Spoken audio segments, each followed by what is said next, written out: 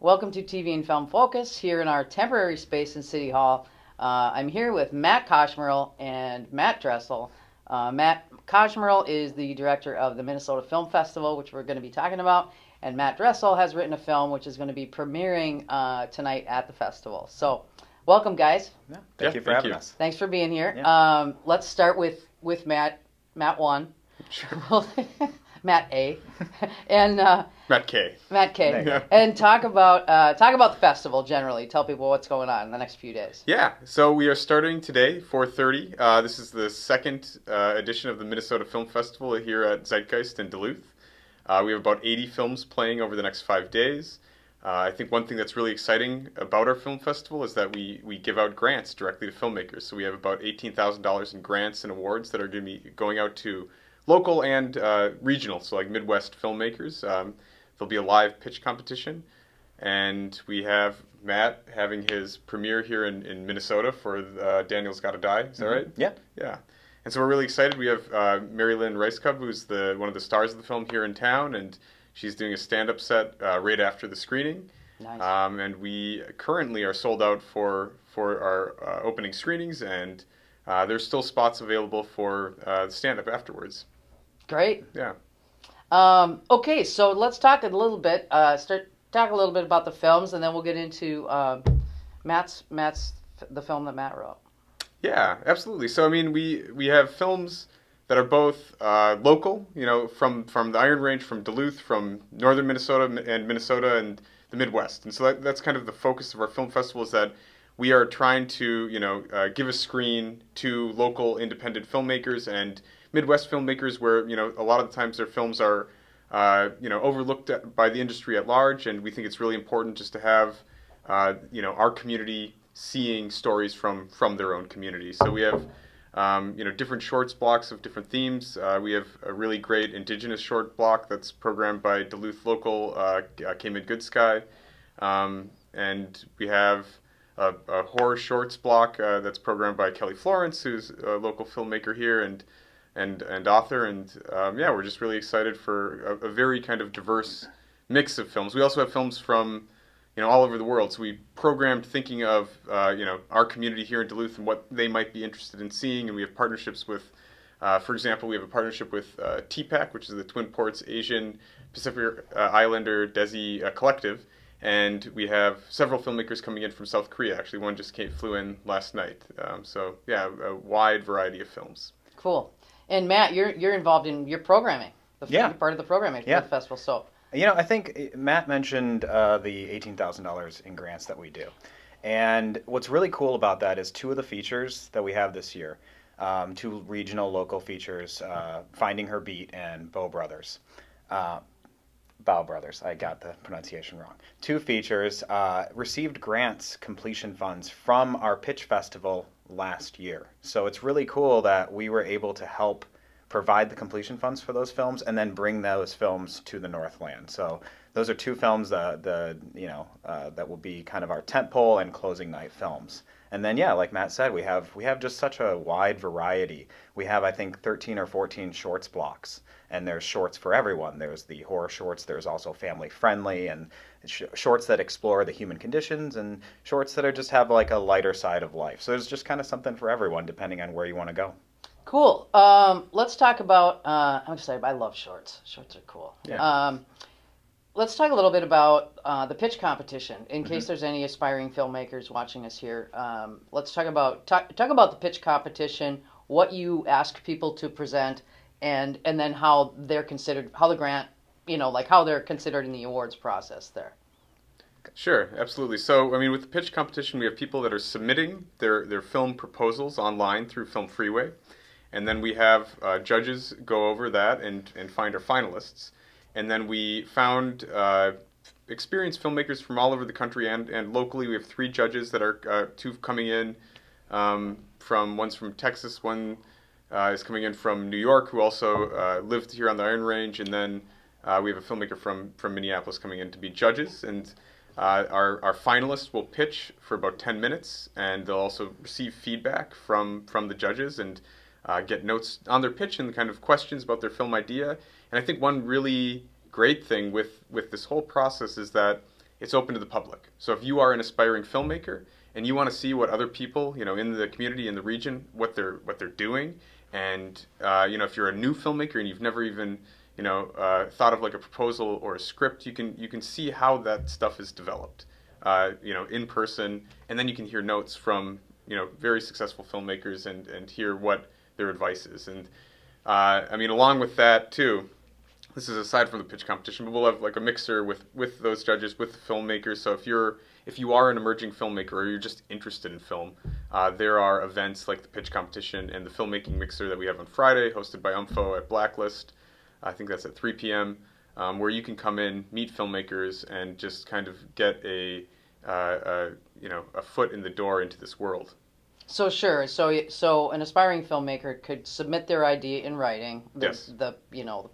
Through Film Freeway, and then if they're selected as finalists, they get to go through this other part of the process, pitching it live. Yep. Yeah. The interesting thing about it is a lot of these filmmakers, especially in this region, have never pitched before. They've never done something like this, and I think that that's a really important aspect of filmmaking that gets overlooked. There's obviously the creative aspect of what your project is and working on it, like the screenplay and everything, but then being able to market and talk about your idea and sell it in a good way. It's a big part of being a filmmaker. And so it's really great to give filmmakers in the area the opportunity to kind of workshop and do that. And so it's really something special, I think. Yeah, well, as creative folks, and we all know this from personal experience, sometimes have to be awakened to sort of the business side of show business, and this is a great way to do that. Yeah. Let's talk a little bit about in addition to the films, let's talk about some of the other events that are, the different parts of the festival that are happening. I mean, you've got a lot of films, and then there's a variety of opportunities for people to get together and network and talk. Correct. Yes, absolutely. Today we have our opening ceremony at 4:30. We'll be welcoming filmmakers and audience members, and then we have a drum ceremony to kick this off. Throughout the week, like I mentioned, we have this happy hour on Friday at Blacklist, and that's hosted by the Upper Midwest Film Office. We'll have a bunch of filmmakers there just networking, and it will be a really great opportunity if you see a film, you can then come and meet that filmmaker outside of the Q&A, which will also be offered. We have, I think around like 50 filmmakers in attendance. And then one thing that we're doing is that we have our award ceremony at Gray Salon and after party that's open to the public. So tickets are on sale. That's Saturday night. That's going to be a lot of fun. It's going to be just kind of celebrating the films that have been played throughout the week, and then that's also where we're giving away the grants and the awards for the film festival. Cool. Okay, well let's back out a little bit. Let's take the longer view. Let's talk about generally, as you guys both know, film production here is ramping up, and we're trying to get a handle on, we're getting ahead on putting infrastructure together to keep films coming and have the things we need here. One of you guys, whoever, wants to talk about kind of the bigger picture and where you think the industry is going here locally. Like what's coming next for us?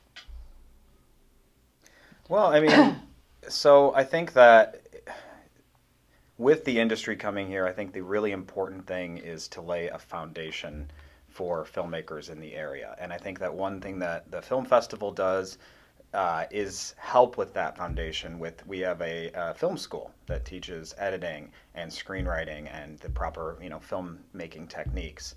And I think that if the industry is going to continue to thrive here, we do need to have that education element. So I think it's really cool that things are coming in, but I really do think that we need places like the Minnesota Film Festival and the film school that they have. To kind of supplement that and really work on that foundation. So I think it's really great. It's nice to see so many new projects coming in. I know a lot of friends that are getting work from them and paying their bills, and it's always great to see that happen. So obviously anything that supports local work, I'm so for. I love nothing more than just filling our programming with local filmmakers. It's a great passion of mine. Yeah, and I would say, with the work the Upper Midwest Film Office is doing, getting these incentives here, I think it's really fantastic what they're doing. They're bringing people here that wouldn't normally, be shooting in northern Minnesota. And like Matt was saying, with cultivating that independent scene and kind of workforce and creative force of filmmakers here in the Twin Ports and in northern Minnesota in general is really important to us. So with the Minnesota Media Arts School, I think, again, similar to what Matt was saying with the grants, I have students that have taken my classes that now, even like a couple years later, are films, and they will be played at the film festival. So I think the first class that I taught was at the Minnesota Discovery Center in 2021, I want to say. It was our first documentary workshop, and one of the students from that class, Mark Wagenstein, who's from Chisholm, he has now made a film about the history of the Chisholm Curling Club. And so that will be playing at the film festival this evening at 5 p.m. Great. Mm-hmm. So, if it was, I mean, I know you do get some international films and things like that, but mm-hmm. This festival is really kind of intentionally focused on local and regional stuff to help build that, that filmmaker group. And so talk about talk about where people can take these classes, what kind of classes they can take, how they can get in, how they can dip their toe in the water. What's mm-hmm. a good...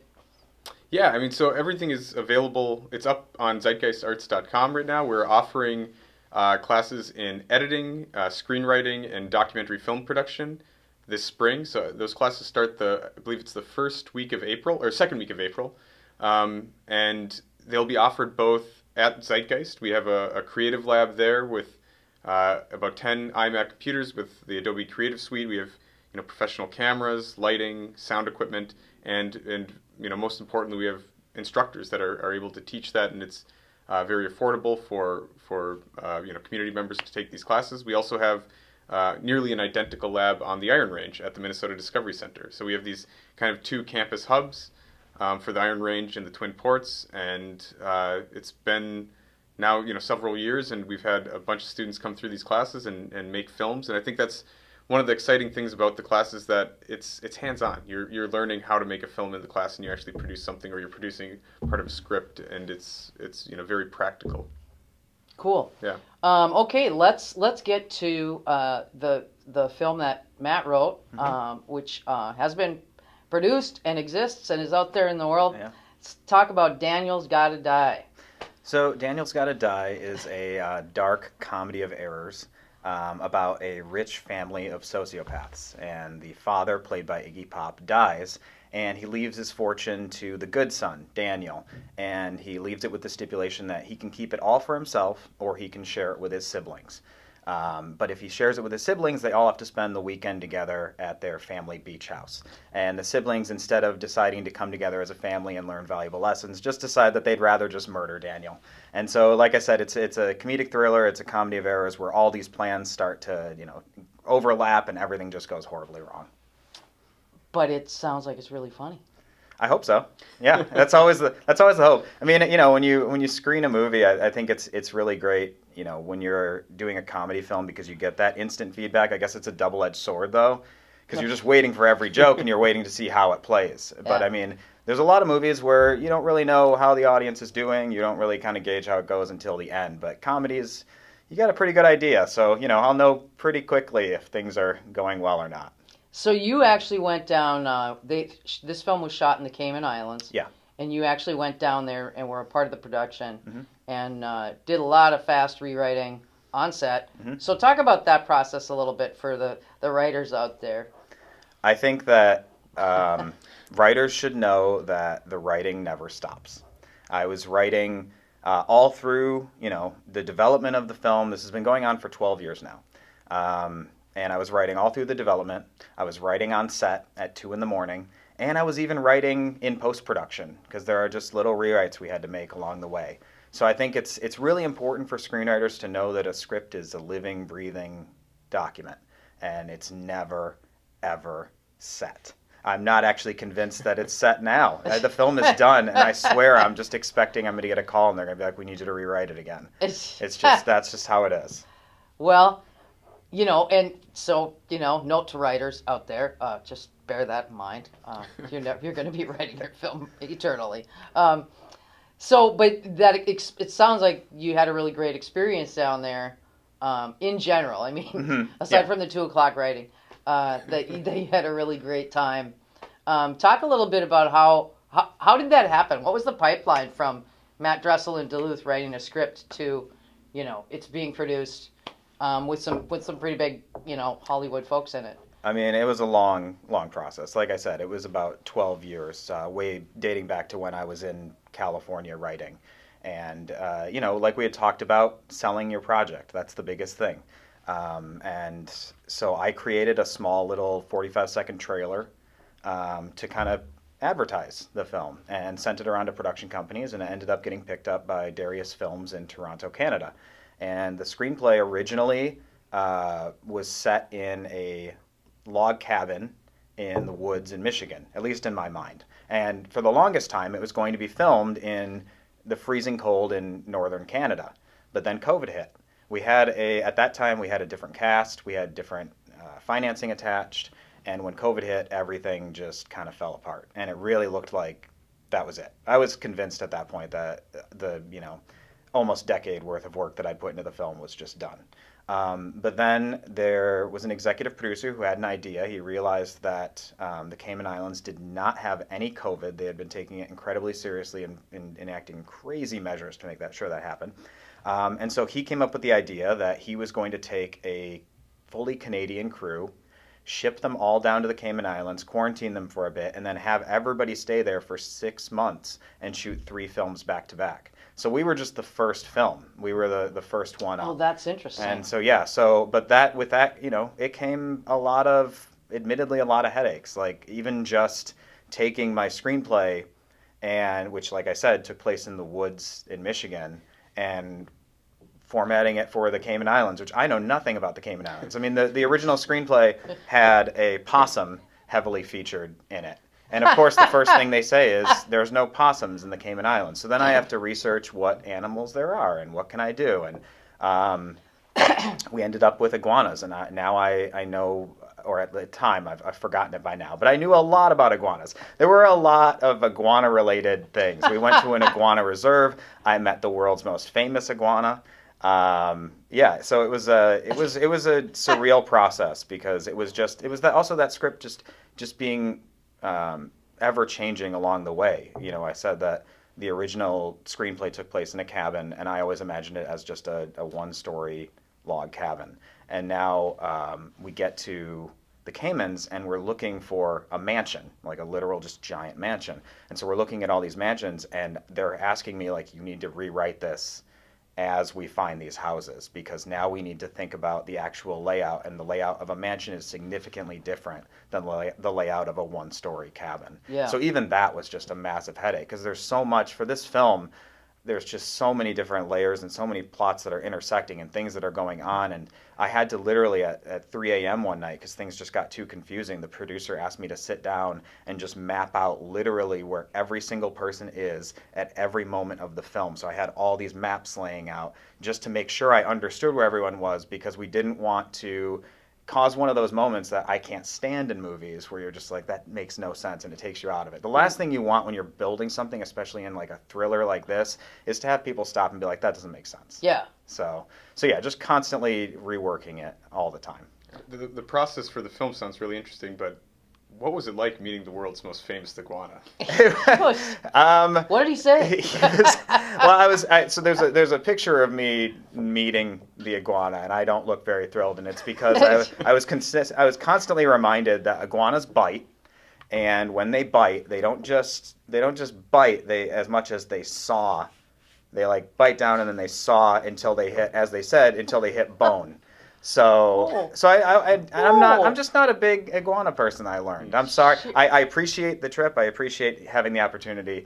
But the world's most famous iguana is very large, and that's all I can really say about him. Wow. So you're not going to have an iguana for a pet anytime soon then, Matt? Absolutely not, no. Okay, good call. I endorse. So there's a lesson in there, I think, in all of that for people to know about, your work is not that precious, Mm-hmm. right? You're creating a product, but it's a product that needs, 200 other people to come to life. Yeah. So So talk about that a little bit, like, because I think there are a lot of writers who are like, no, this is my vision, man. It's in the tundra. It's not, Get a different career. That's what I would say. Yeah. Or do it completely on your own. Like, I feel like you could have a very satisfying life making projects on your own and producing them. But there are so many different obstacles that come with that. Sure. Obviously independent film production is but there's always, unless you're just doing it literally on your own, there's always going to be somebody who's most likely paying for it. And they're going to have opinions. And then you'll bring on other people and they'll have opinions.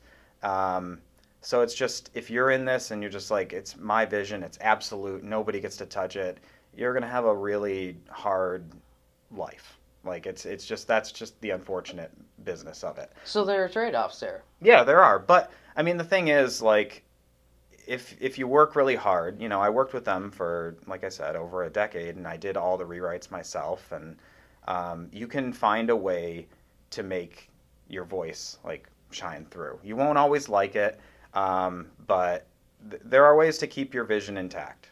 And so, yeah, I always tell, in my screenwriting class and just whenever I talk to people about screenwriting, I just try to really chisel away at that idea that, like, my first draft is golden and my first draft can't be touched, and these are the concessions I will not make.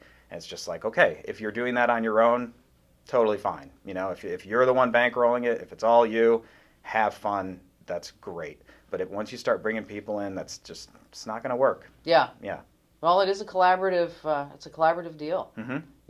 The greatest screenplay need, like I say, 200 people to make it happen. Exactly. And that's just to get it produced, and then you still got it, post production and all that. Mm-hmm. Mm-hmm. So let's. I think we're probably getting close to our time here. I don't know, but because we don't have a clock, So, let's do another wrap up of the festival. For like, where can people get tickets? Where can they, go through the spiel? Yeah, absolutely. So for the Minnesota Film Festival, everything's available at zeitgeistarts.com.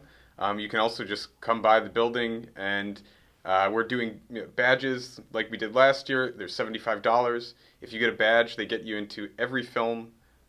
You get into every event. You get into the stand-up that Mary Lynn's doing tonight. You get into the after party and awards show.